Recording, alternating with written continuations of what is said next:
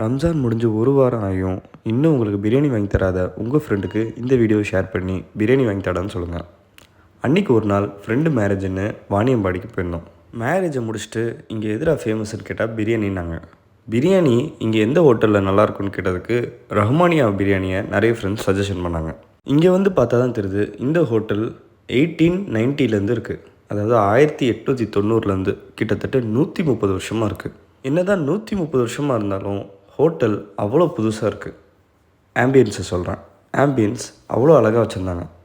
உள்ளே வரும்போதே ஒரு சூப்பர் ஃபீல் குட்டாக இருந்துச்சு. அங்கே பிரியாணி ஆர்டர் பண்ண போகிற கேப்பில் நீங்கள் நம்ம சேனலை ஃபாலோ பண்ணிக்கோங்க.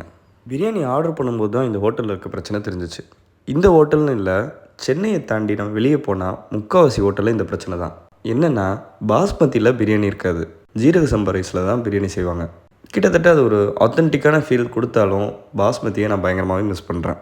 ஆனால் ஒரு வாய் எடுத்து வச்சதுக்கப்புறம் தான் தெரியுது பாஸ்மதியை நான் மிஸ் பண்ணலை. இந்த பிரியாணி அந்தளவுக்கு சூப்பராக இருந்துச்சு. பிரியாணியோட சட்டிலான டேஸ்ட்டும் அந்த சிக்கன் 65ஓட அரோமா ப்ளஸ் அந்த மசாலாவும் பிரியாணியை சூப்பராக எடுத்து கொடுத்துச்சு. வாணியம்பாடி வந்தால் நீங்கள் கண்டிப்பாக இந்த பிரியாணியை ட்ரை பண்ணி பார்க்கணும். அடுத்து எந்த ஹோட்டல் போகலான்னு கமெண்ட்டில் ஐடியா சொல்லுங்கள்.